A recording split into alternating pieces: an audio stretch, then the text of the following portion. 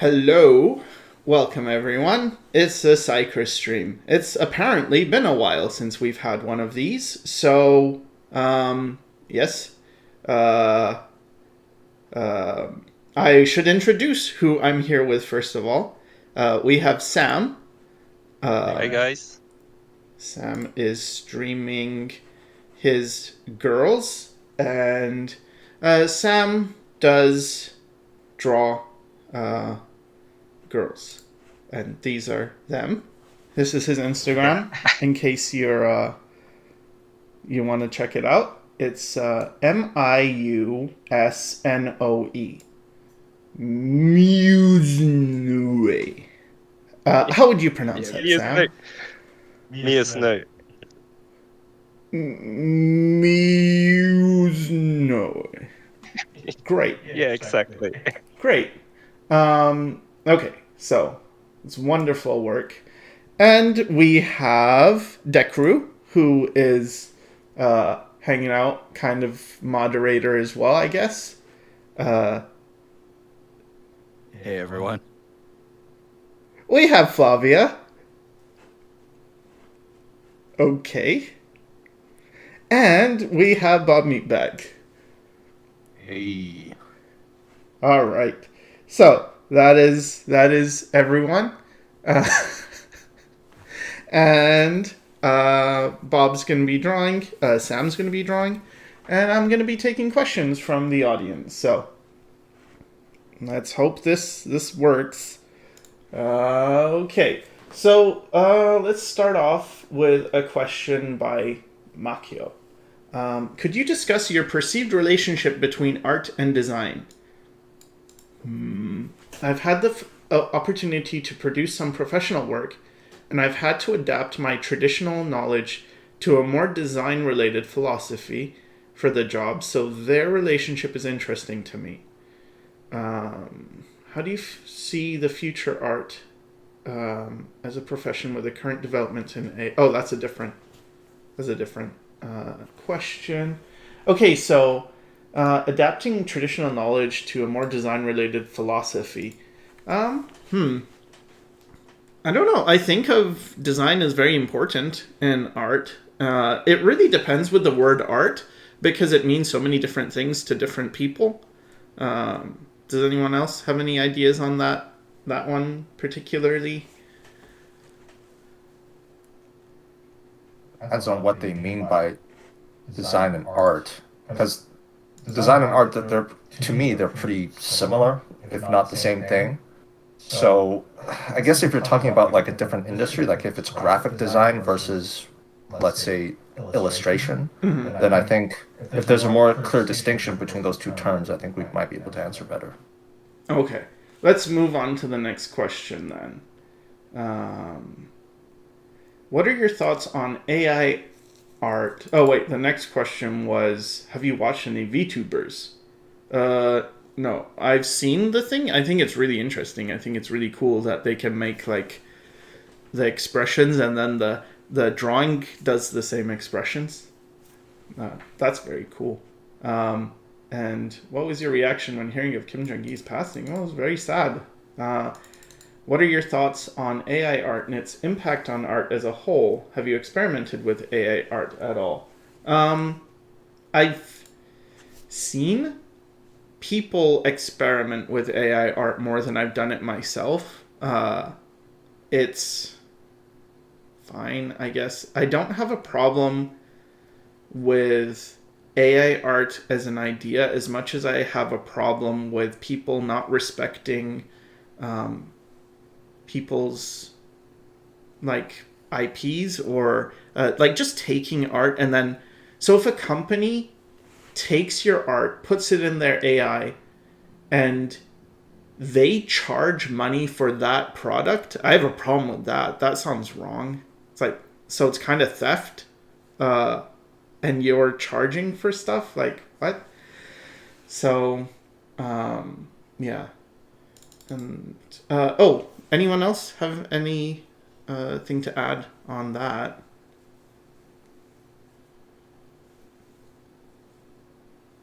No, it sounds like the answer is no. All right. I would have said something, but my mic is echoing. Oh, are you watching the stream as well? You might have to mute the stream. I don't think I'm watching it, but I'll check. Okay. Well, about AI, it's interesting. At first, when I first saw it, it felt to me that it was kind of similar to how like a normal artist would do it. Like, you have your influences, you see your art and sort of kind of learn from them. But after watching, thinking about it some more, watching some videos about it, it is definitely different than that. It's basically what you said, like they are taking work that doesn't necessarily belong to them, and they're like essentially copying it just because of how these like algorithms work, right? Basically, I had this thought when I took a look at there's an interesting sort of problem that's happening right now with AI is that anything in the digital domain, AI is going to have access to. It's going to be able to learn infinitely. It's going to be able to experiment infinitely. And one thing that I realized with that was that basically, in terms of skill, AI is going to become very competent very quickly. And for me, the interesting question is like, what are artists going to do to be able to adapt to that? Because it's not a question of like, oh, what can we? Is AI going to eventually take over? It's sort of like, well, with the rate it's progressing, AI is going to become a predominant thing. Especially, I think, in video game industries, companies aren't. I feel as though really going to care too much about whether or not it's ethical because they just care about the pipeline. They care about production. So I think the struggle that artists are going to have in the coming future is how do they compete with that? What are the protections that they can get in terms of rights, and how are they going to be able to adapt themselves to something that's basically going to be able to learn everything in a very short amount of time? And for me, anyways, it felt as though I don't necessarily focus too much on video game industries or that kind of stuff. I just try to focus on my own work. And for me, it was less a question of like, how can I get skills to compete against AI, and more of, well, if skills not going to matter as much, what about what can I say with my art, and what can I do with it that maybe AI can't necessarily compete with.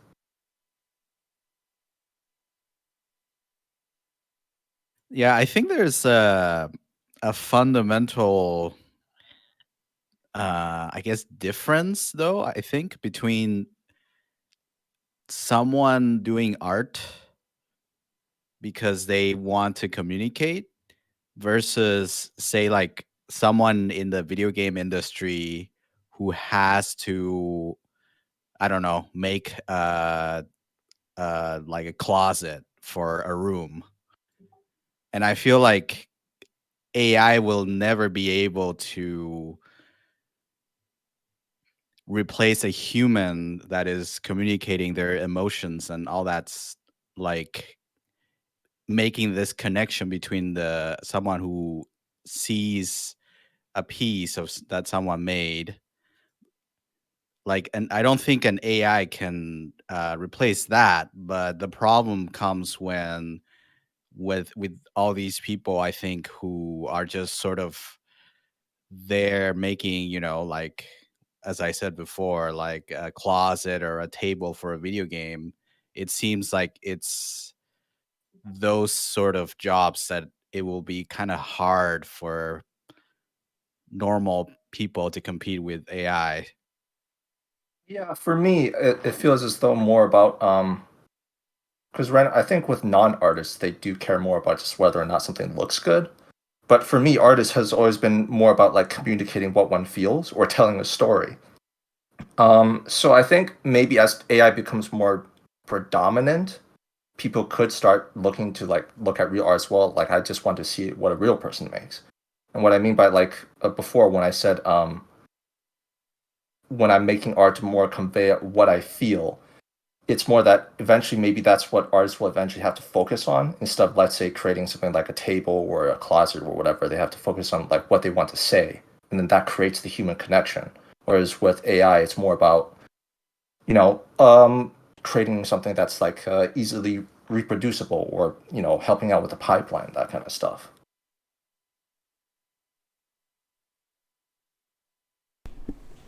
Yeah. So, sorry. You can hear me now, right? Were you muted before? Yeah, I was muted. So basically, okay. So I'll explain it. Apparently, I forgot that I needed headphones. So Oh, okay. when you guys talk, it gets picked up by my speakers. But I figure, okay, well, this is this is an opportunity to explain why I don't have headphones. You know, where I've been, stuff like that. So basically, the way I'll do it is, unless we can find headphones, when I talk, I'll just talk, and then when you guys are talking, I'll mute myself, and that should remove the echo. Anyway, okay.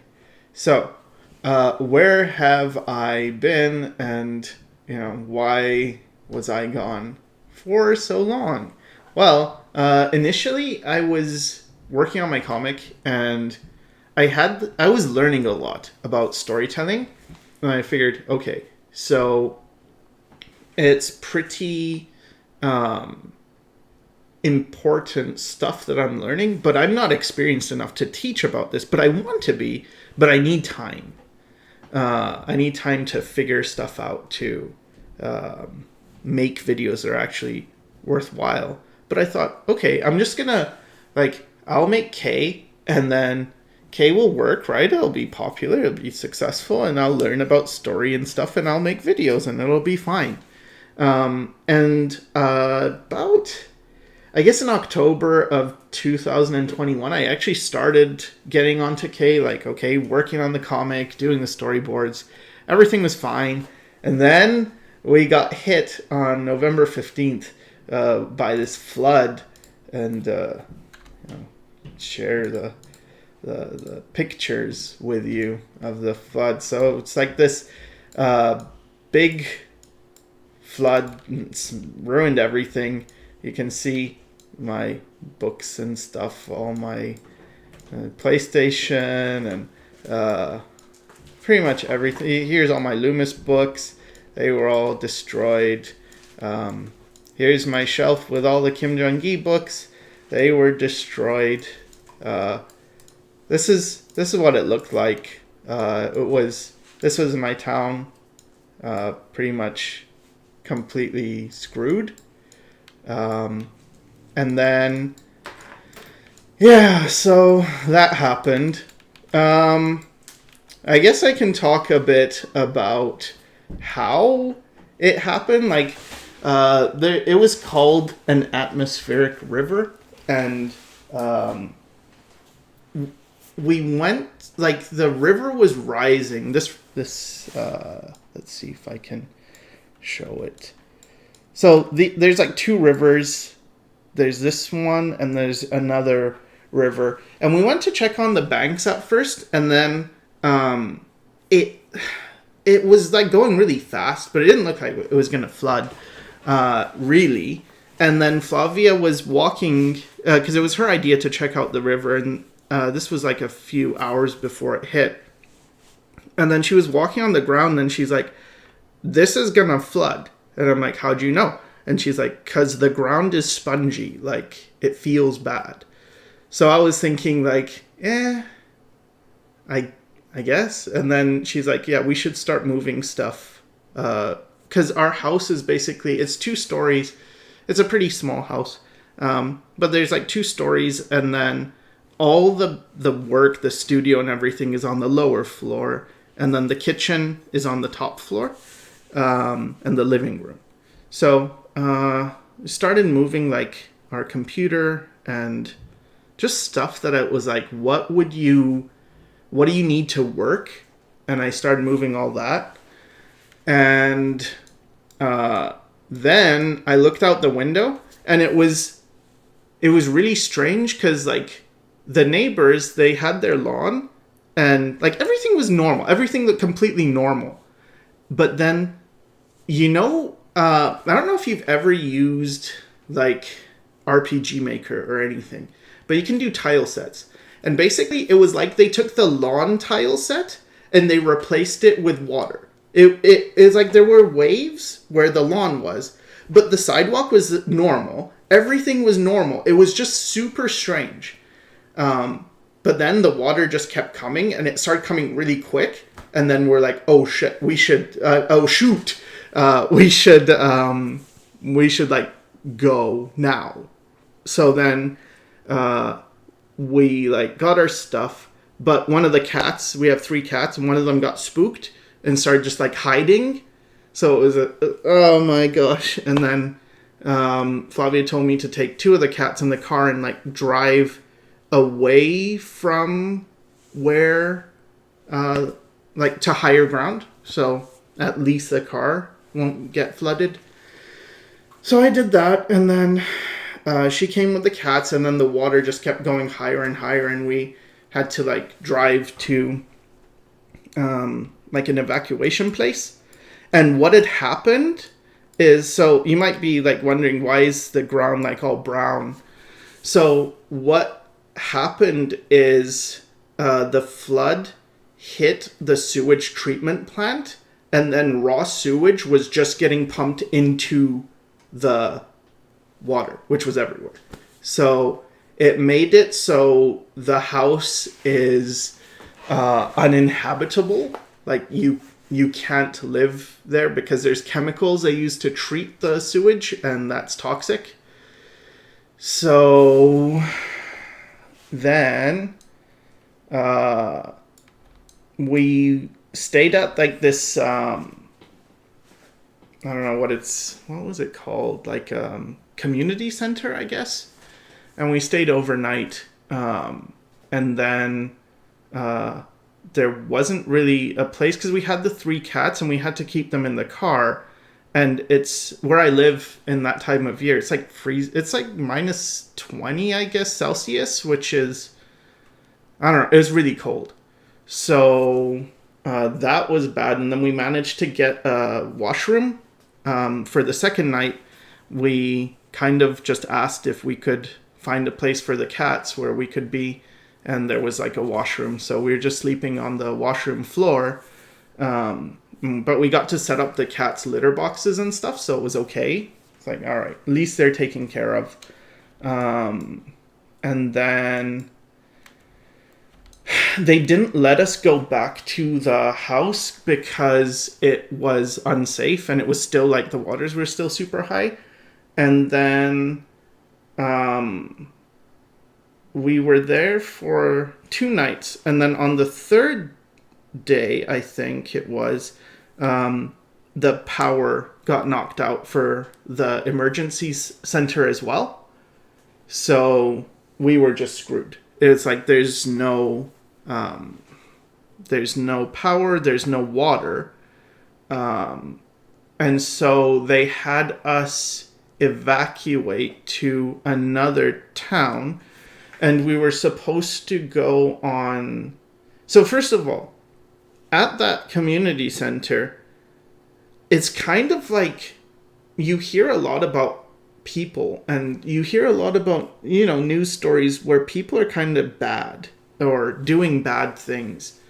But I saw such great people at the community center. It was like, wow, they're so nice. They were awake like all overnight, just helping. Very good. You see the best of people. You also see the worst of people, but the good people, it's like, wow, I didn't even know this town had so many good people in it, and it does, and that was really nice to see. But anyway, then we, thank you, XIITH, that's really generous of you. So anyway, so we had to, they were going to have a bus come and pick us up to evacuate us to another town that did have like power and water and stuff. Or we could take our car. And we decided we'd take our car and drive, and then there was a huge blizzard. It was like very dangerous. You couldn't see anything. We were just driving and trying not to drive on the wrong side of the road because you couldn't see the road at all. But we made it. We made it to that town. And then what we found out is the bus that we were gonna take, like the other option, they couldn't drive through the blizzard, so the bus driver just turned around and we wouldn't have been able to get there anyway. But then we ended up in a hotel, and there's like something called emergency services, which is like, I was learning a lot about Canada, and it's getting depressing looking at the flood stuff, so I'm gonna switch to other pictures. Here we go. That's much better. So we have like emergency services, and they sort of gave us a hotel to stay at, and then the town was screwed for a long time because it took a long time to get stuff going. So like, we live in a small town in the middle of nowhere, and you saw, or maybe you didn't see, I'll show again. So this was the roads. So there's two roads into town, and one of them was this and the other one was that as well, like the highway. So we're completely cut off from the city. You just couldn't go west towards Vancouver. I live in British Columbia, and so Vancouver would be that's where my parents lived and stuff, and you just couldn't get there. So they put us up in a hotel, and then that was fine. But because things kept going slow, we ended up getting switched to the Red Cross, and then things just kept dragging on. So we ended up being at a hotel for 6 months. It was crazy. It's like, I've never been at a place that long that's like, oh, go to a hotel, sounds nice. But when you're in a small room with 3 cats and 2 people, eventually that hotel room becomes really like, it sucks. But then during that, they had the Ukraine war thing start, and that was like, okay, never mind. Our situation is not bad at all. This is way worse. So we're just like grateful that, okay, we at least are in a normal place. And then we were supposed to be moving back, but we had an insurance company that was not really good with the rest. Like, there's a restoration company, insurance company. We're supposed to have the house fixed by end of May, they said. And it didn't happen that way, but we eventually had to move back to our house. But it's not like we're technically not allowed to live there, or technically I'm still not supposed to be here. But we weren't allowed to live there because there's no water and there was no electricity, and but we had no place because there's like, we couldn't go to the coast, and so we just kind of squatted in our own house on the 2nd floor. And then that was... we're just waiting for, like, the restoration people would say, okay, well, we're gonna fix it and it should be done by next month. And then that would get pushed, and we found out there was no contract. Actually, they didn't do that. They were doing a bunch of shady stuff.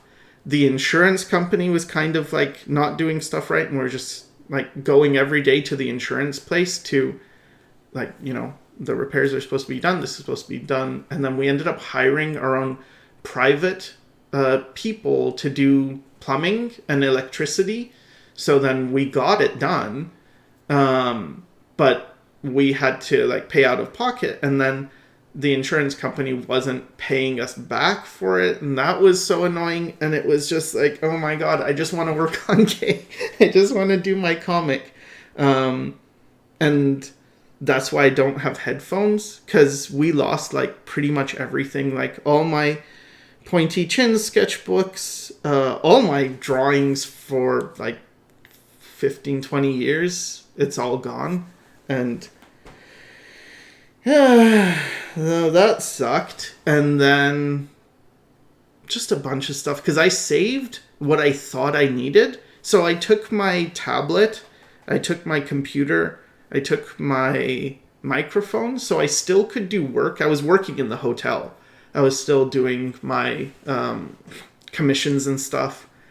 And then, yeah, so it just kept going on and on. It was like one thing kept leading to another, and I was thinking about how I had this idea that I'm gonna like make my comic, learn about storytelling, make YouTube videos, and that's cool, right? Like, boom, it would have worked. It would have been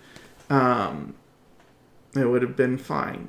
But then everything, again, it just kept dragging on. And because they promise stuff, like they'll say, it's definitely going to get done a month from now. Like, oh, August for sure, it'll be done in August. You kind of want to believe it. And so you get your hopes up, and then it doesn't happen. Then September, definitely by September. And it was December. So a couple weeks ago, we had our final inspection. So the house is like, I'm in the room that I used to be in, so it's like restored now. And we passed, but I live in a strata with 4 other units, and the other 3 failed. So technically, they haven't gotten rid of our like notice that no, you're not allowed to live here. And we got filters installed and stuff, so we can drink. We have drinking water. It took a long time to get a shower, but you really learn stuff like, oh, this is what it means to not have a shower. And then we're going to like this lady who was, she let us use her shower every couple weeks, and it's still pretty gross. Like, when you don't take a shower for a couple weeks, it's, okay. Anyway, so that's that. And then, I started working again on K, but I was thinking like, all right, at least soon I'll be able to, make K, make progress. And then I found out like I really enjoy making K. I was so scared that I wouldn't like it. Like, I thought all that time while I was in the hotel, I was thinking like, I have this comic that I want to do. What if I don't actually like making comics? What if it's just this idea in my head that... Because sometimes people get ideas, and sometimes I've had students who will tell me stuff like, oh, I want to do this. And then they end up trying it and they don't actually like it. And I've had those situations before where you try a thing and then it's like, yeah, it's not what you thought it was. And then I thought maybe that's how it's going to be. And I'm just like all talk. And you want to do your comic? Sure you do. Until you actually try it. Once you actually try it, you realize like, oh no, this sucks. So I did like the comic, and it was good. And it changed. Like, I changed as a person just doing comics. It was like, wait, I started to have different ideas, and that's why my new videos, I think, have a different mindset. Because I started to learn about what is really important for me and in art and stuff. And but then the economy's been going pretty bad, and then eventually it just was that I was still doing commissions and things, but I couldn't really go by that. So I had to stop doing my comics so I had time to do more commissions so I could earn money. Some people think I'm like rich or something, or I'm doing well. I never have been. And that's just because I am terrible with business. Like, I'm good with, I don't think I'm good with teaching, but like with certain things I'm okay. I can do certain things all right. But business has never been one of them. So for sponsorship deals, when people might have approached me with sponsorship deals, my question would be like, oh, how do you think this will work with art? Because I'm mostly teaching art and stuff. And then it's like, okay, never mind. That disappeared. Or they'll say, thank you so much, Yukova, for that. That is super, super generous. Wow. I really appreciate the super chat, or I don't know if that's the right word, but thank you. Anyway, I don't know. I saw this analytics thing for YouTube, and I saw that it was going straight down, and I was like, okay, I'm not actually making K right now because I can't afford to, and it's just, if I don't make YouTube content now, the channel's gonna die, it felt like. So I thought, okay, I wanted to make it after I learned more, because I want to talk about story, because story is so amazing. It's something that I'm so passionate about, and I'm not good enough at yet. And with K, it's okay in certain things, like the ideas, but I have so much to learn in terms of story. And it doesn't mean I'm saying I suck, because I do suck with story. But in 3 years, in 2 years, if I keep doing it, I will get better. That's just how it is for anything. Like, if you are concerned, like, oh, I'm not good at whatever it is, yes, that's fine. That's absolutely okay. You're not good, so you will be. That's kind of how it is. The people who don't get good are the ones who kind of quit too soon. Usually it's like, if you do it and you stick with it, you will get good. So anyway, then I moved to YouTube, and now it's just things like we have to get headphones, because you just go through life sort of not thinking about certain things because you think you have them, and then it just, oh yeah, never mind, it's gone. Like, all that stuff is gone. So there's that. But we did get help. So we got some help from the Baptist church. They gave us like a few $1,000s over a period of time, which was really helpful. We got some help from the Red Cross. I think they gave us $10,000, and we had some insurance coverage as well. It just took forever with the insurance. So it's not like, I don't want to make it sound like we had no help, because we did have help in terms of, like, we had a mattress donated to us for free.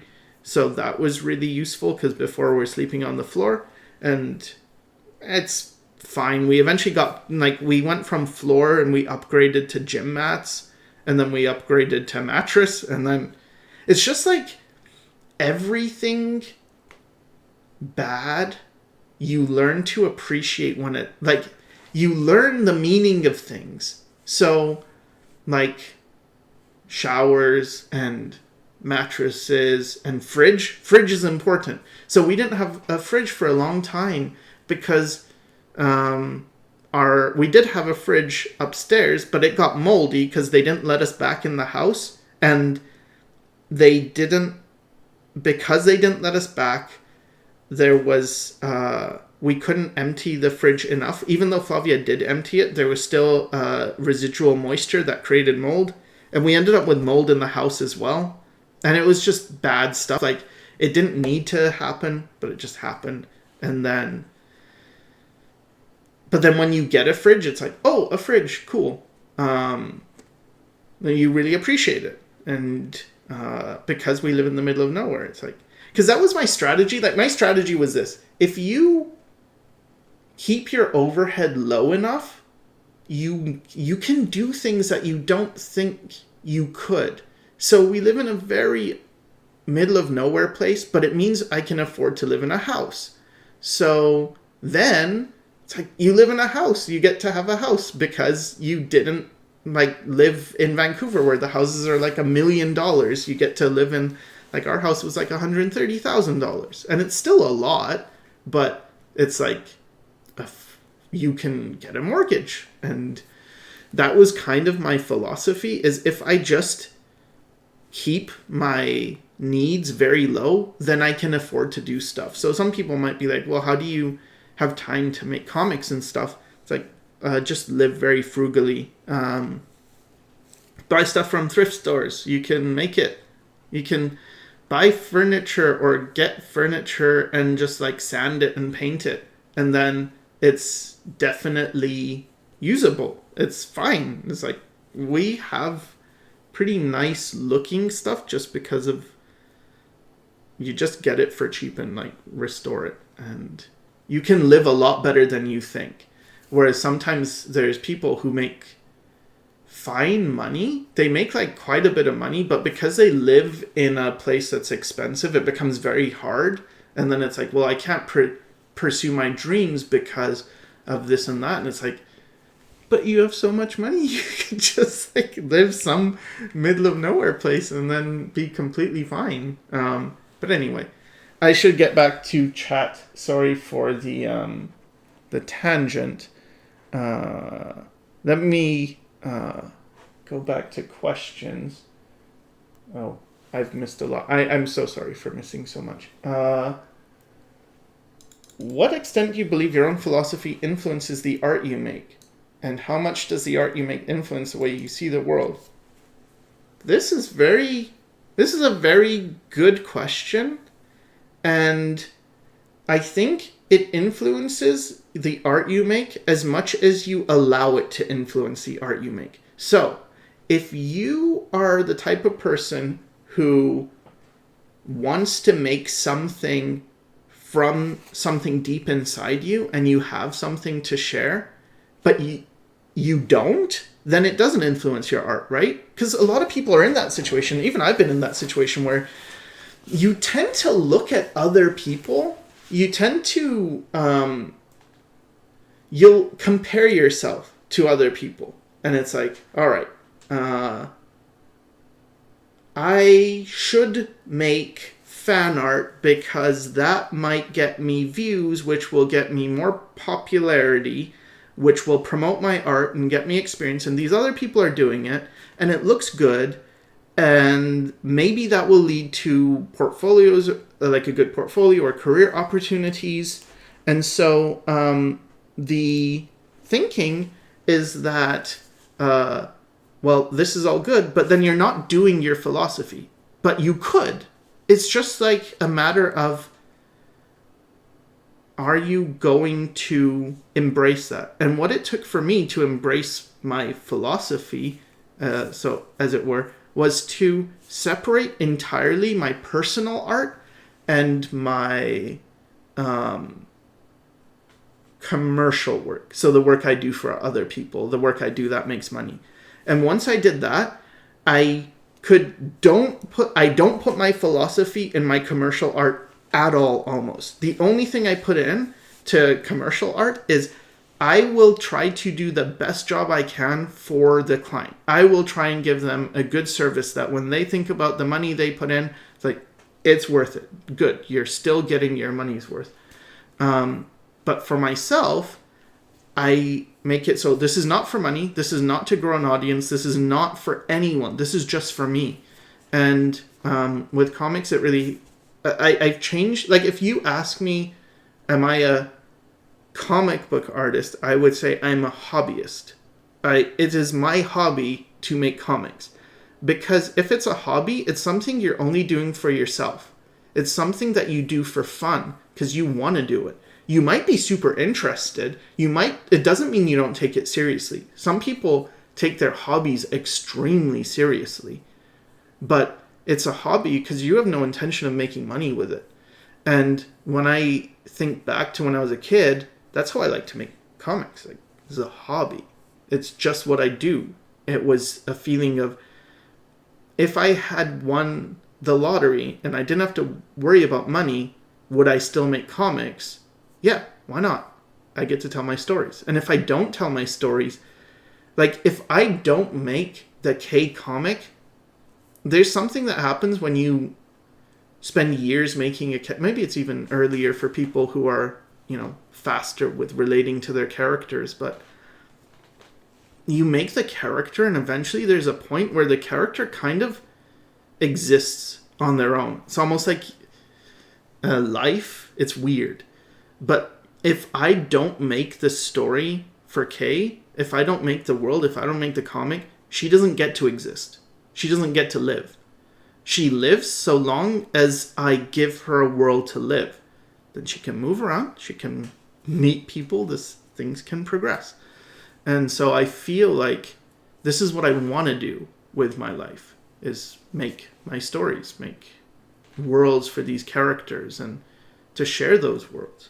that seems good. Seems like a good thing. But again, the philosophy part of it is like, because I can detach it, I can do it. But if I couldn't detach it, I couldn't do it. It wouldn't work. It would be, how can I make... Because this is what I did. So I already posted... You may have seen it. You may not have seen it. But there is a Space Waitress K comic on Webtoon. If you check the description of most of my videos, you'll see there's like a link to the old Webtoon I did of Space Waitress K. And I did it with Bob and Flavia, and we got 16 episodes in before I just felt like the storytelling is not where I want it to be, and I haven't thought this through properly. But at that time, I was thinking about, I want it to be successful. What are successful comics? And all that was against my philosophy, because I wasn't thinking about what I really wanted to see, what I wanted to create, what I wanted to read. Because that's how you have to think about it. Whenever you make something, your life is so important, and the time you have is limited. Everything you do is important because it's part of your life. Like, you don't get to do it again. If you spend your life doing stuff because other people are interested in it, you can do that, and maybe their life, whoever you're doing it for, their life improves. But you have sacrificed a part of your life in order to do that. So you have to really value, and it took me a long time because I didn't value my life, and I was thinking like, it doesn't matter what I do, I just don't want life to be boring. I just don't want to do a 9-to-5 job, because I felt like life sucks anyway. I might as well do art. And I was pretty depressed, and I've been suicidal before, so it's kind of like, okay, your life kind of does suck. But I wasn't thinking of life as something to experience. I was thinking of life as something to get through. Like, you just have to... thank you, Glendon Mooney, for your generous support. I thought life was something that... It's kind of like... I used to watch TV because I had nothing else to do. And my day consisted of just watching TV. And it wasn't because I wanted to watch anything. It was more like, I just need this many hours to pass. I just need to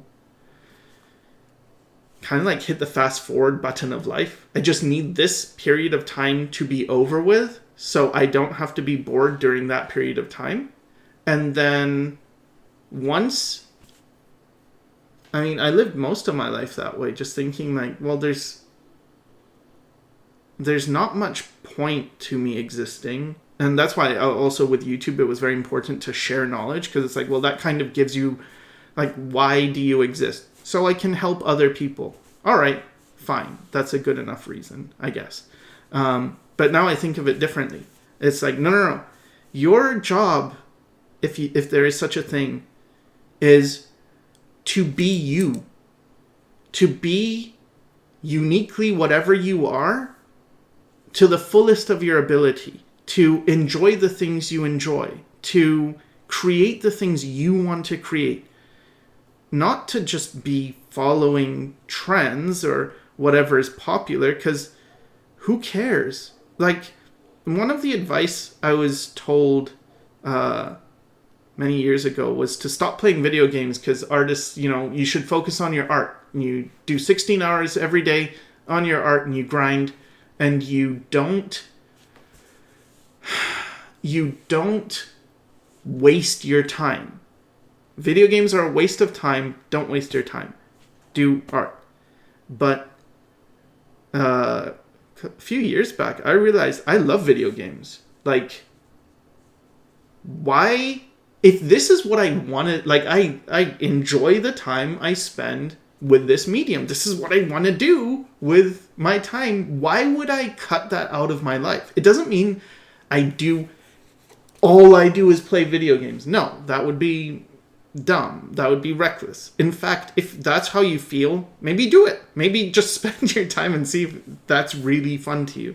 Because I think that gets boring as well. But why would I not play video games when I like video games? So, of course I'll play video games. And then maybe I like watching movies, so I'll put, like, why would I think that's a waste of time compared to anything else? Everything you do is something you have to do. If I worked in a studio and it meant I had to drive to that studio, that commute is part of my life. But I know I'm talking in a very privileged way, in a sense. Like, there are a lot of people who can't afford to do that, and that's how I feel with my commissions as well. It's like, I don't do my commissions because they're my passion. It's not like I love doing commissions. It's no, this is a job, and I do it so I make money so I can do what I like to do. And for that reason, I feel like the artist who has a day job that's not art but earns enough money so they can do art is better off than the artist who puts all their energy into doing art and they've made it a job, but they never get to do their own art. They're always doing someone else's art. They're always doing something else that it's not what they really want to do, but hey, at least they get to draw and make a living. It's like, that is worse than if you're not making a living with art, but you get to draw exactly what you want.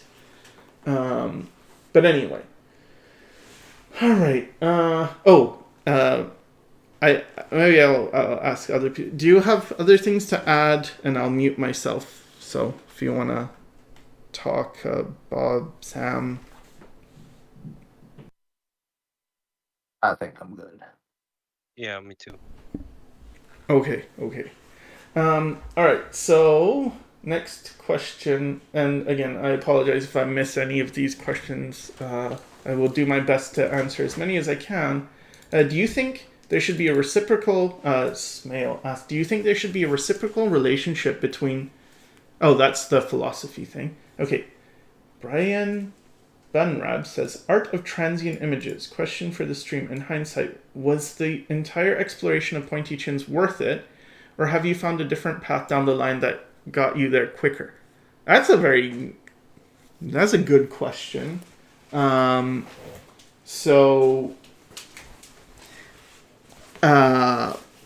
it worth it? Yes and no. So was it the most effective? Like, if I was min-maxing stuff, was this the best way to improve? No, it was not. Did I have a choice in whether or not, like, was it the right thing to do? This is very important with life, is to understand that you have to make mistakes sometimes. You have to fail. And the failure, the mistakes, are not something you want to erase from your life. They're not the, oh, this is wrong. It's a mistake, but it was very important that you went through that mistake and learned from that mistake, because that is the way you grow. And for me, something like pointy chins is pretty much the only way I'm gonna learn. Like, I can look at tutorials and you can tell me exactly what to do, but I've never learned outside of making my own mistakes. So one of the things with, I heard an artist say once that you can't invent a style, and if you do, it will never be good. To most people, that sounds like good advice, and to me, that sounds like a challenge. Like, all right, you think I can't make a style? I'll make a style. I'll show you. Yeah, it's something that's like, yes, that might be dumb, but maybe being dumb is the way you learn. And this is true for a lot of people. Like, don't worry about some kind of ideal, some kind of, oh, I'm not learning the best way, or it takes me longer than other people. So it takes you longer than other people. Think about it like an RPG. You might not, in an RPG, you get stats to distribute. Let's say strength, dexterity, intelligence, whatever. You got charisma, you got your stats. What if you have a low charisma stat but a super high intelligence stat? What if you have a high charisma stat and a low strength stat. Well, I actually, maybe thinking about it like animals is better. So if a fish is like, damn, I suck at flying, like that, my friend the bird, he's so good at flying, and I'm not good at flying. It's like, yes, you are a fish. You are good at swimming. So don't compete with someone else in what they do. And this is a problem with art advice when it is catered to a general audience. This is why I hope it comes across whenever I teach. I'm always saying stuff like, this doesn't apply to everyone. This might not work for you. It's fine if you don't learn this way. All of that is really important, because what I'm saying is, if this doesn't work for you, don't do it. Do what works for you. Even if what works for you seems dumb. If you like a thing, and basically a lot of it is what's going to make you want to draw more. And is it going to make you want to draw more? Like, maybe you like using a ballpoint pen that's really cheap and it's like $1 or 50 cents or something. And okay, but that, when you use that tool, you're more likely to draw. But then someone's like, hey, you should use a G pen, it's much better. And you're thinking, yeah, and you try it, and it's like, all right, I don't really enjoy this. Maybe it's because I suck with it. Fine, okay, experiment some more. Maybe eventually you realize, like, I still don't like it, but then you decide, maybe I don't really feel like drawing anymore. What is the point? Why didn't you just stick with the ballpoint? At least you would have kept drawing. Whatever made you stop, that's what you should get rid of. Like, sometimes it's advice. Sometimes art teachers will tell you this is not good. One of the things with art teachers to pay attention to is, where are they coming from? You know, sometimes people like to feel a sense of, they want to feel good about, like everyone kind of wants to feel good about themselves, right? So let's say you're an art teacher because you wanted to be an artist and didn't quite pan out. You decided, okay, I'll go into education, but I still have an interest in art, so maybe I'll teach art. Okay, and maybe you're surrounded by students and you kind of get this thing of like, I feel like a failure as an artist, but if I think of myself as a teacher, at least I have a position of power over these students. And so you get an ego, you develop an ego. You're like, okay, I'm the art teacher. And you listen to me, and it helps overcome that feeling of failure, of being a failed artist. You now think of yourself as like, well, I'm a teacher, but that's not really a good place to come from, right? Like that's not really a healthy place for the ego. So what happens is there's this fear of, what if I'm discovered? I don't want to be seen. I don't want to be looked down on. And a lot of people get into this, and then maybe you feel comfortable when you teach others and they listen to you. But maybe someone else is drawing, and then it's like they feel maybe they do something that you can't do. Maybe some kid's drawing anime. And then this teacher thinks like, no, don't do that, because I don't know how to draw anime. I can't help you with that. But if I compare this to realism, I can now look down on your thing, and I get my feeling of authority. I get my feeling of pride. And so they will discourage you. No, anime is not real drawing. And maybe they don't even really believe that deep down. Maybe it's more of a, I was a failure at art, and I feel better when people listen to me because it makes me feel like a big shot. And now they're not really listening to me, and they're doing something that makes me feel like a failure because I can't do it myself. So I'm going to say it's wrong. People are like that, unfortunately. So you got to look, you know, where is this coming from? Is it true that this course is helpful? Well, it depends. It depends. Okay. Jesus. Yeah, my system settings are live. Oh no. It depends. Is Craig Mullins useful? I would say to some people, yes. Flavia found him useful because she likes watching his videos. But he stopped updating. So that's the thing. If you actually want critiques right now, Craig Mullins isn't giving them. It's not doing so much. So, anyway. Okay. Let's go to another question. Oh, did I find the Craig Mullins course helpful or eye-opening? No. But that's only because I followed him for a very long time, and what he was talking about is stuff I already know that he's shown and talked about.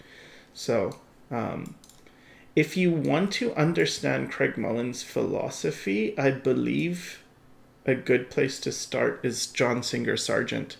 There's a thing called Sargent Notes. Someone put together these notes of John Singer Sargent, and it just has like his thought process and how he was talking with students, and it's pretty similar to what Craig Mullins talks about. So it's actually useful, I think. Okay, so next question. One question was if how can you tell apart lack of desire for drawing and laziness? Like, I can understand that question because I have it sometimes as well. Like, do I just not enjoy painting, or am I just lazy? Yes, this is a big fear. I have this a lot. I also have this. It's a related fear of what if I let myself play video games? Am I just gonna play video games all day? Like, Yeah. this idea comes from not really knowing yourself, and one of the things that I think is good is to discover that, whether or not you really are that person, and sometimes it means just doing it. So one of the ways to check whether you're lazy is it for everything or is it for something? So for instance, for me, sometimes I'll be lazy because I'm drawing something I don't really want to draw, and then I procrastinate. So if someone says, well, you got to draw this background, maybe I'll start feeling lazy. Does that mean I'm lazy with art, or I'm just not particularly interested in what I'm having to do? But at the same time, you can change that. So one of the things is 3D. I really didn't enjoy doing 3D, and I felt like every time I think about it, like learning Blender, for instance, I could see how useful it was. But every time I tried to do it, I felt like I would keep running into problems because Blender's a bit annoying. If there's certain things, if you do it in the wrong order, or sometimes buttons don't work, or sometimes there's like some little thing that will mess up in your settings. Maybe your camera settings messed up. Maybe you pressed shift or something, or you clicked somewhere and now everything's not working as it does. And I used to follow tutorials. I think I learned Blender Guru CG something, make a donut. I think I did that one, and make an anvil, and those worked. But there was usually a few I watch where I'd like mess up on one part and it would make it so it's like I don't know how to do this. So 3D was really not enjoyable, not fun. And every time I did it, I felt sad. But then when I would think about, like, if you could do this, you don't have to plot perspective. You can draw vehicles, you can draw backgrounds, you can do your comic, and it'll be much easier. So there's this feeling of like, well, I should learn it, but it's difficult and I get stuck. So I would like learn it on and off, bits and pieces. But eventually, I had this breakthrough where I realized like I got good enough with 3D that I could make basic objects, like really basic, but basic objects. I don't need it to be perfect if I'm just using this for perspective. I just need something good enough that it's like, well, generally the perspective's like there, and now I can interpret things. So if you have like even a box and then you think of that as a room and you look at that, you can kind of interpret how things should fit within that box because you've got the framework. So a very rudimentary 3D knowledge is all you really need. if you're just using it. That's what I thought. And then it became a lot easier, and then I can use 3D, and now it's like, oh, I can use 3D. I can't do things that fancy 3D people can do. I can't do properly rendered things. I don't know how to add texture. I don't know how to do rigging. But I know how to make like a kind of a... Maybe I can show you some stuff. Let's see. So like this is a Trabi thing for Space Waitress K. And I can like take this and how do I do it this way? Yeah, this way. Like I can take this and open it and then like move that. So like the doors open kind of like that. And then I can do that. And then I can like take a picture of this. And then it's like inside, I don't know how to fix all this mess. Like it looks bad, right? But I can kind of just like, this is good enough where I can now like just draw a console here. I can draw a person. I can get all like this. I didn't know how to make this like proper the way I wanted it. So it's like all messy, but I can just fix that in drawing. So it's like I can use the 3D for like, well, it's hard to get this object, this engine, at this angle. But I don't have to solve that with like, okay, plot all your 3D, try and get this organic shape to work. I can use it as a base. So stuff like that is really useful to learn enough to do what you need to, but don't overdo it. And if you learn in a really weird way, if there's certain things that are like kind of backwards that you do that work for you, but it works for you, that's how you learn, that's always how you've learned, then it's okay. One of my things is stamina. I've never had much stamina. I can always like get work done really quickly when I can, but then I have no stamina. And what I would do before is I would get work done in like an hour and a half, and then I would think I still need to keep going because I've only been doing this for an hour and a half. So I would push it maybe another hour, and in that hour after, when I stopped having stamina, it got worse, and I kind of ruined my image. Then I would spend like another 5, 6, 7 hours fixing the mistake that I made in that working too long period and making it worse. And also, sometimes I'd want to quit, and then I would feel bad that I'm not even drawing anymore. Like, I'm not even doing it. And to take my mind off that feeling, I'd play video games. Or I would do something else. To like, I just don't want to think about this because I feel so guilty that I'm not working enough. But what was my mistake? Where was the mistake? The mistake was I had it at an hour and a half. I thought I need to be doing more. And then I wrecked it because I ran out of energy and I kept working anyway. Flavia does this too. Where she will do great sketches and then she will overwork them because she thinks it couldn't have been that fast. Like some with people who need to take more time and they have a lot of stamina, it's the opposite. Take the time. Do it slowly. Don't try to rush things. Don't try to be the speed demon. But if you are the person who goes very quickly, your ideas come to you quickly, stop when it's good. Stop when it's done. Like, you don't have to spend extra time. You can just be that. You're fast. You got it. Take a break. Maybe you need an hour's rest. Maybe you need to play video games. That's fine. Because you got your work done. It's better that, like, oh, you spend an hour and a half drawing. It's pretty good. You spent the next hour playing video games. You got a break. You come back, and then you draw some more.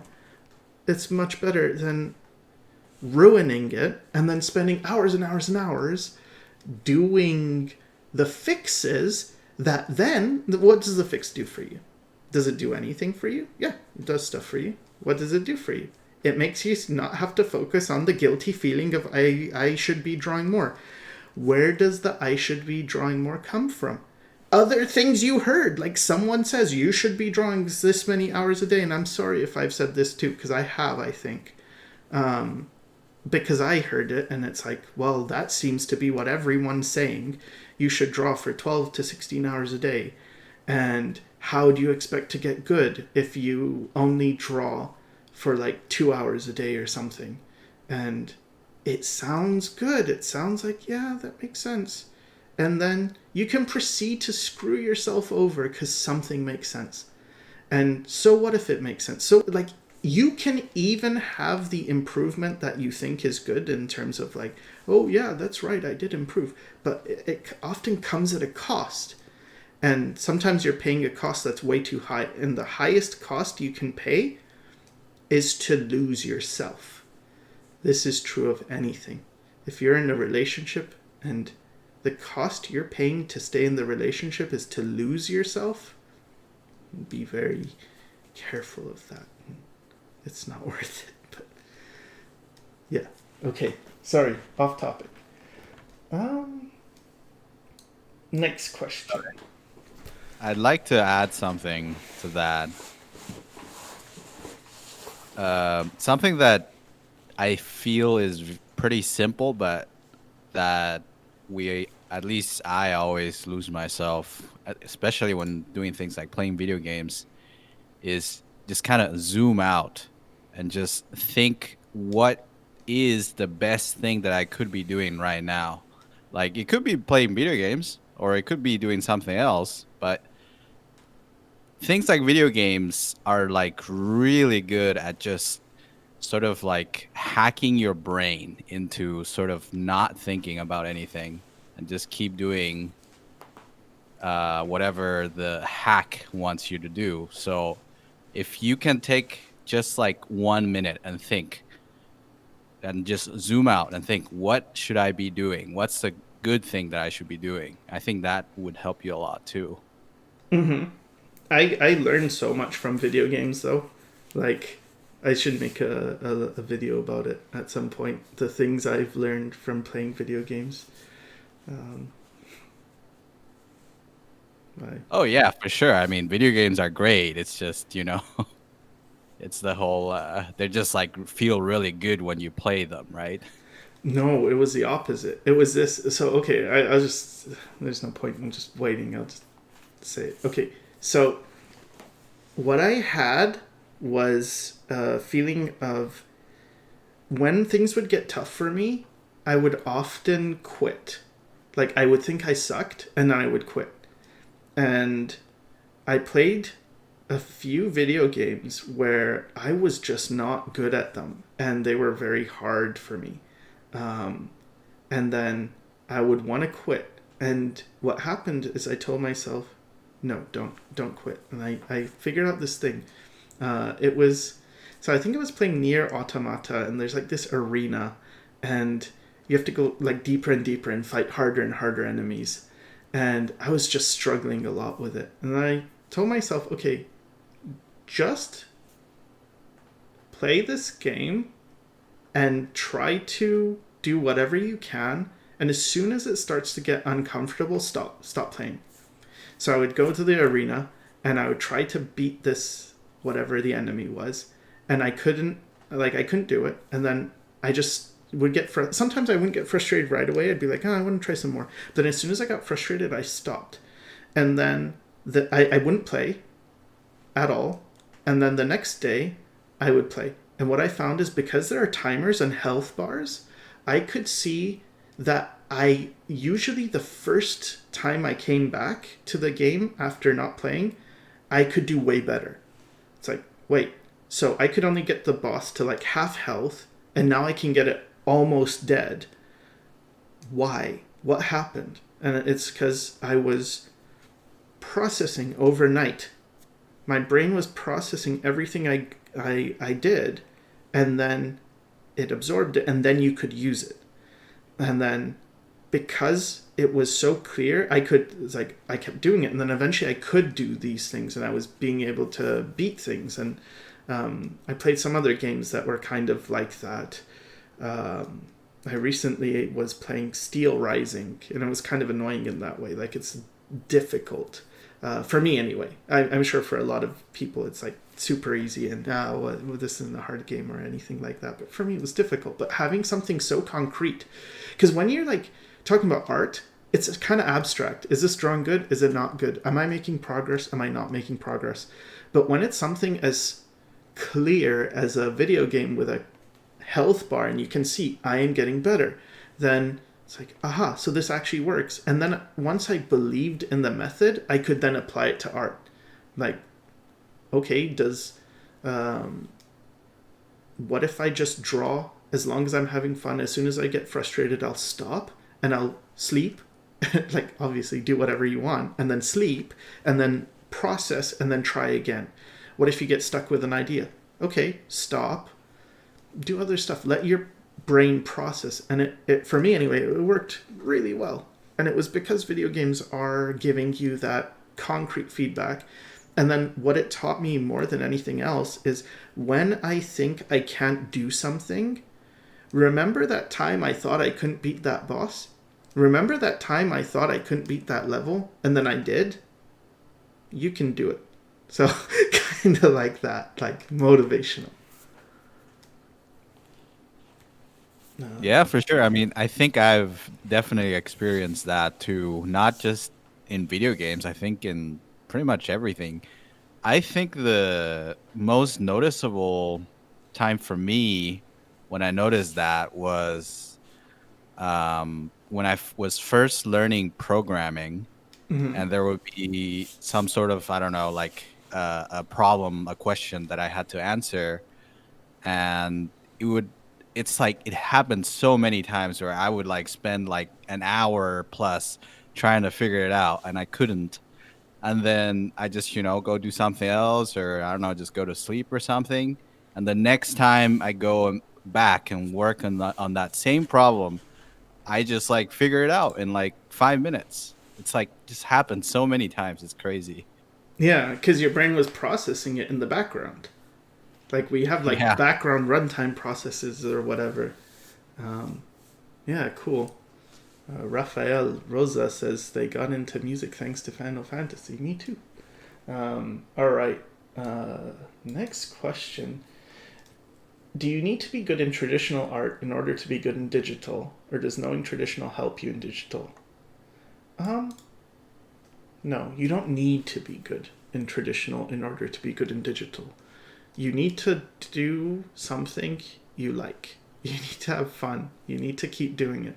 So if you do it a lot, you can get very good. There are lessons you can learn from traditional that apply to digital or help with digital, but I found actually if you do traditional, you learn a lot about discipline because you're usually dealing with media like watercolor, oil, stuff like that. They have specific things with them. Like with watercolor, you start with white and then you have to preserve the lightness. You have to be very careful with going too dark too fast. You have to deal with water, which is unpredictable. With oil, you have to deal with drying time. You have to deal with like the medium of being going fat over lean, which means you put more oil as you work more, and you start with like thinners earlier on, and then you have to deal with cleaning. Like, oh, you're done this oil painting. Like if you're just doing digital, I draw in Photoshop or Clip Studio or whatever it is, and then I just close it when I'm done, or Procreate. Just like close the iPad, it's done. With oil, you then clean your brushes, you clean your palette, there's a lot of like extra stuff. And what that extra stuff does is it slows you down in a way to how you think. It makes it a lot more like almost like a kind of like the Japanese tea ceremony where everything is carefully thought out because you have to consider these things. So when you're cleaning your brushes, you're kind of thinking about your brush strokes or what you did, and it's a time to process. And it's a very nice thing to get into, but for myself, when I went back to digital, I found so I went from digital to traditional to digital to traditional to digital.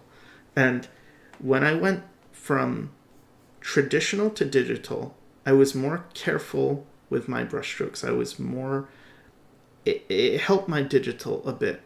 But then eventually I would do digital enough that I would start to realize, like, wait a minute, I'm using a tool that I can just move stuff. I don't have to scrape. If I make a mistake, I don't have to scrape off all the paint and then redo it. I can just have multiple save files. So I found it worked better. Like, if you're doing digital, do digital. Do all the things that digital does. Because then when I went from digital to traditional, I was painting too fast. I was making mistakes. I didn't have the discipline, and I got pissed off. And it was like, I don't like this.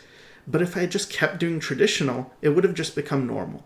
So maybe doing both works, but for me, either is fine. Just do it enough. Okay. There's a channel, Flavia, you know it, right? The comic artist who's in Seattle or something. Is that her? And she does She does everything traditionally, and she's super fast. Like, yeah, I think it's Siyaoum. She does stuff just as fast traditionally as most people would do it digitally, so it works. It's fine.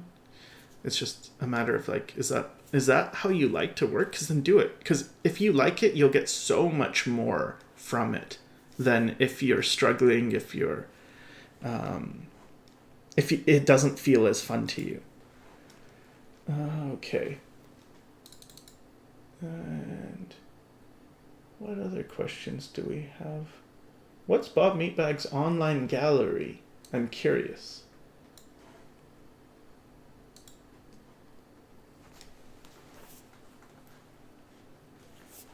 Bob, what is your online gallery? Is it bobmeatbag.deviantart or DeviantArt? Yes, I'm muting myself because there's construction going on. So yeah. Oh, okay. I don't hear Okay. it. Okay, it's quiet right now, but it was quite loud, so I'm gonna mute myself soon. But yeah, I'm on DeviantArt. I'm on Instagram. Just search up Bob Meatbag Instagram or Bob Meatbag DeviantArt, and you'll be able to find it. Okay, that's good. All right, do we have... I think there's like a lot of questions, but I think they didn't all get in the Discord, so I'll scroll up on YouTube. How do you go about designing fictional environments? Asks Igor Araujo. Araujo? I don't know, sorry. Fictional environments, I don't know. I'm not doing too many so I can tell you how I kind of did case stuff.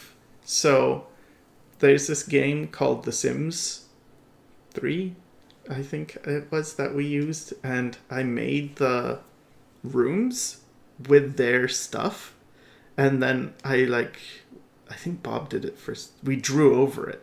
Like, we used it to kind of plan the buildings and where everything goes, and then we drew over it, and then I built that in Blender.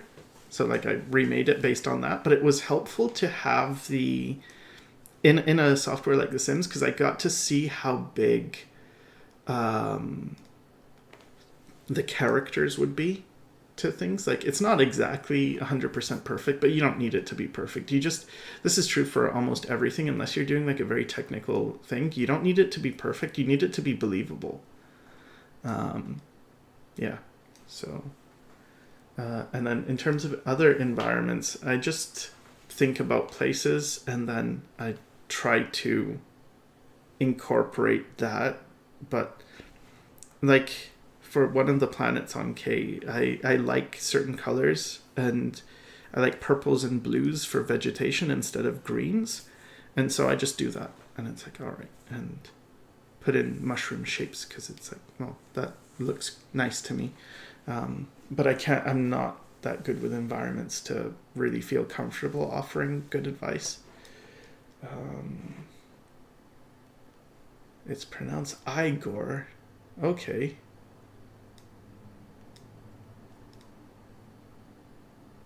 So, while I'm looking at chats, I just want to say it's really cool to have all you here, and to be, spending time with you and stuff. It's been a while. What's the spec of your PC? I'm using a Asus ROG something or other with a NVIDIA something 3070 or with 16 gigs of RAM, I think. I don't know. It's fine. Oh, is this because my system settings were on the screen? Shoot. Why isn't anyone else talking? Only Sycra. Yeah, well, I can deal with that, I guess.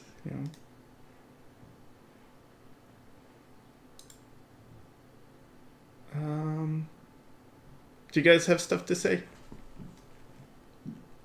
Oh, well, not out of the blue. Like, we would need any question. Cool. All right. Well. Oh. Like, it's always a bit complicated to like paint and talk at the same time. So that might be why we are a bit quiet. That's true. I should not expect people who are here to talk too much. Yeah, sorry about that. Like I said, there was construction going on, so I had to mute myself. That's okay. That's okay.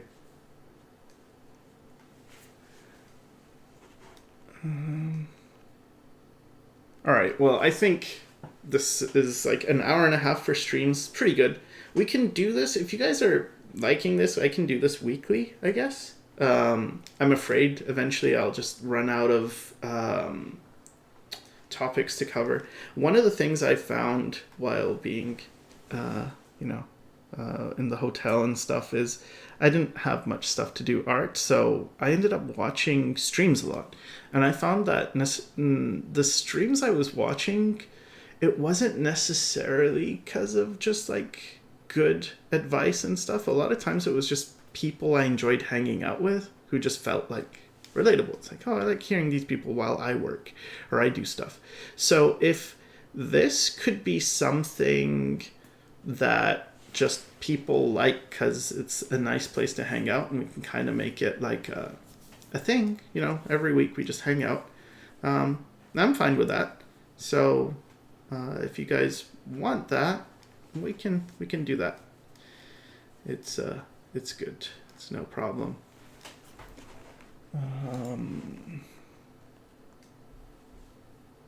Someone had asked in Spanish what your view about AI art. Yeah, I think AI is kind of a topic that it's been talked about a bit much. Like, I feel I don't have much to add that other people haven't already said.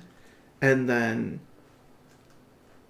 really, when you reframe things so that you're doing art for yourself, how is AI going to take art away from me? Like, if there's someone who says, I would have been an artist, but AI came and then I'm not an artist. It's like, so you are only doing art because of AI?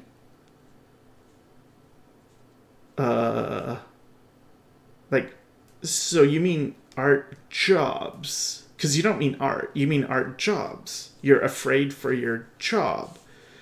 But yeah, that's true. That's legitimate. And in that case, I don't know. I don't have much to say. I also worry. I do commissions that it's like, well, yeah, an AI probably could do this. Probably. But in terms of art as its own thing, what does AI have to do with me making my stories? Like, if it helps, it helps. But is it really going to be better than me making my own things? I don't know. Like, if I use AI and it makes an image and I don't feel anything, what has it done for me? Like, that's my life. But if I spend my time on my art and I have fun, and then not many people saw it, but I had fun. It's like, I still had fun. It's still cool. I feel like art is not just about the...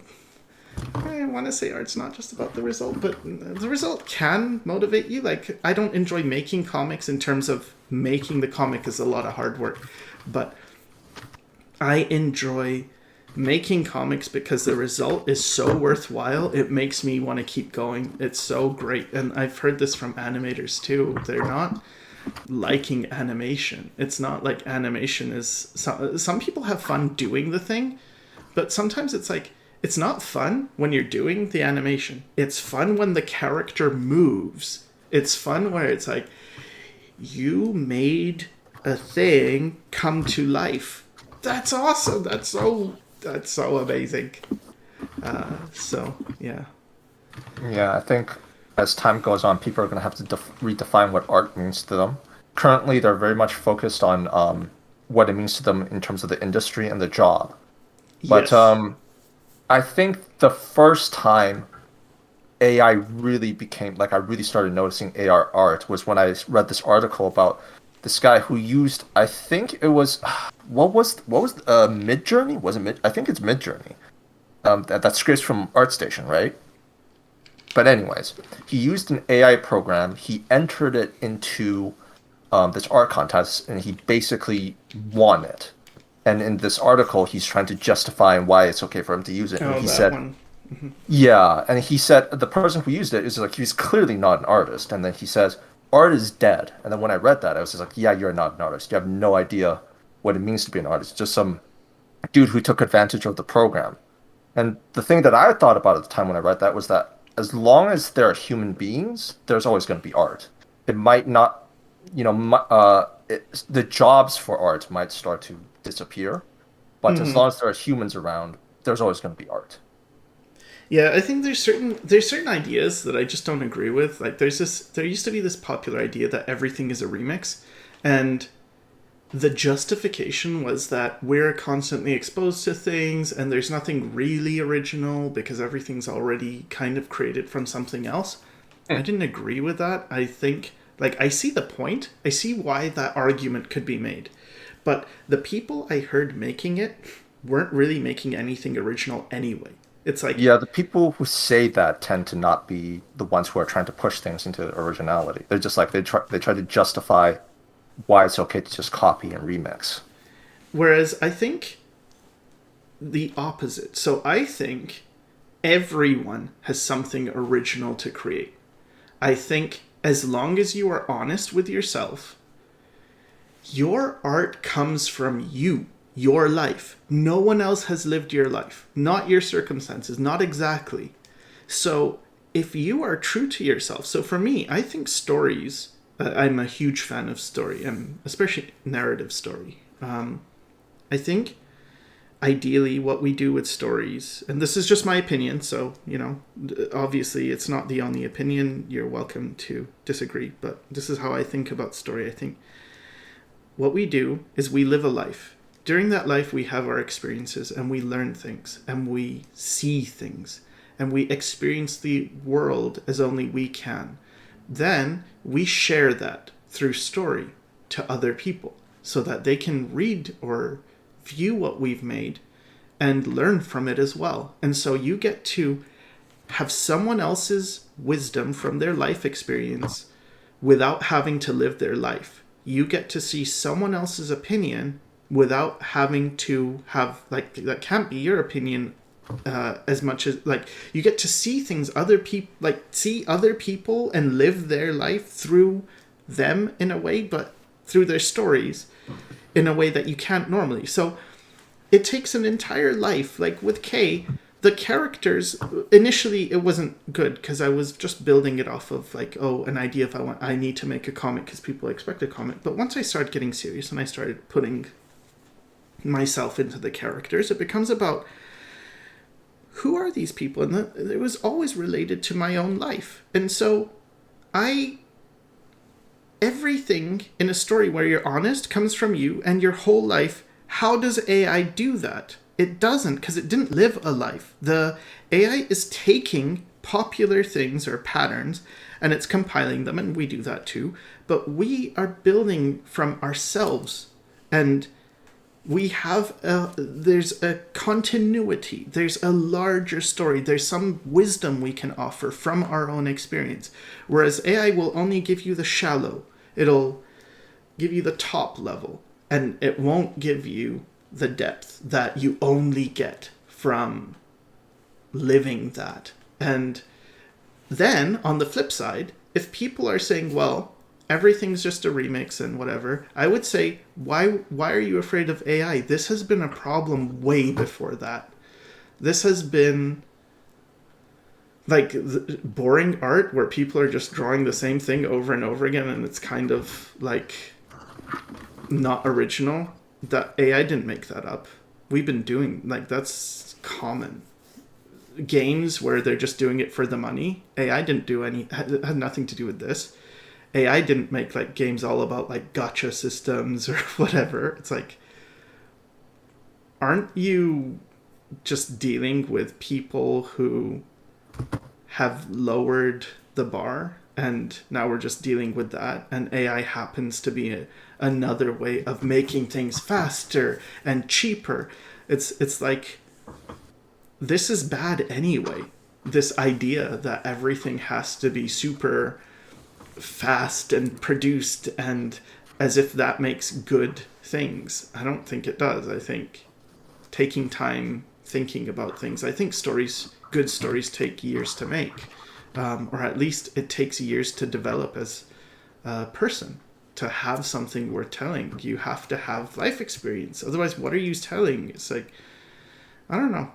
I think it would be hard to make a good story when you're really young. I think you can make entertaining stories, but like a truly meaningful story, I think you kind of have to live life. But again, that's my opinion.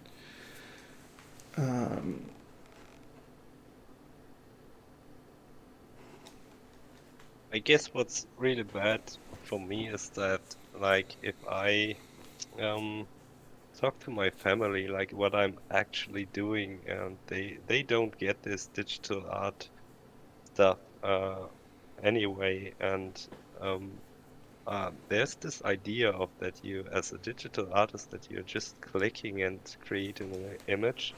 Mm-hmm. And I feel like with all the AI stuff taking over social media, it's like you're getting more into this picture where people think like, okay, you're a digital artist, but you just click and stuff. Mm-hmm. That's the only bad stuff I can see about it. That's like, my work is getting a bit degraded in a way. Yeah, but that's even before AI, that was a problem. Like, parents not seeing the value of art, I think, is a common theme of... I mean, it's one thing where I feel like, okay, so let's say you have an iPad, you're drawing digitally, and your people around you are like, oh, you're just doing it digital. Just give them the iPad and the Apple Pencil or whatever. It's like, go ahead, do it. It's super easy. Go ahead. Like, make it. You can do it, right? It's just like, it's just digital. Come on. Go ahead. Yeah. but it is like that sometimes, so yeah. I feel bad for drummers who, because like drum kits are used so much now in terms of like music production, and for a long time they have been, and it's like, well, but then again, if you actually play the drums, it's not just something where it's like, here, people are like, oh, it's so easy and any drum kit could do it. It's like, you do it. See how easy it is, and what are you losing?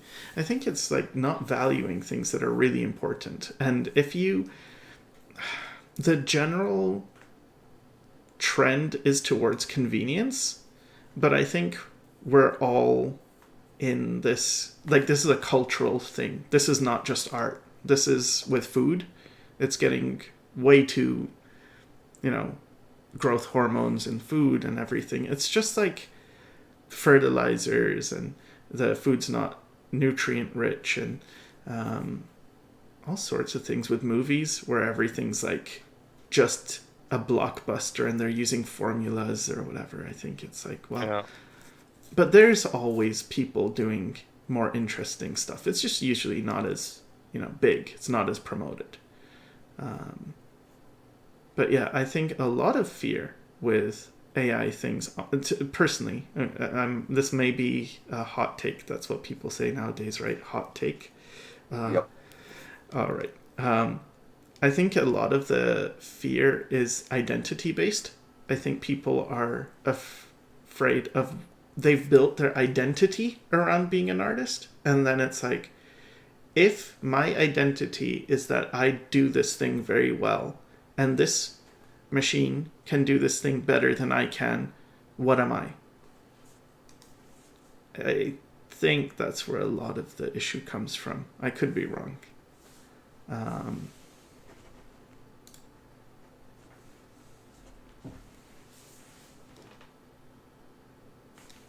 All right. Should we wrap up? I feel like we should probably wrap up. It's been like an hour and a half or more, and Yeah. I'm at that like 1.5 hour thing that I mentioned where my stamina kind of runs out. And it's like I don't know what to Probably say. time to call it quits for now. Cool. All right. Well, thank you everyone who came by, and thanks Bob, Decru, Sam, and Flavia for hanging out with me today. No worries. Thank you. And yeah, thanks you guys for watching. We should do this again soon, maybe next week. Yeah. Bye okay. bye. Bye. Thanks for watching. See ya. Yeah, bye-bye. All right. Now, before anyone says anything, I have to end. Okay.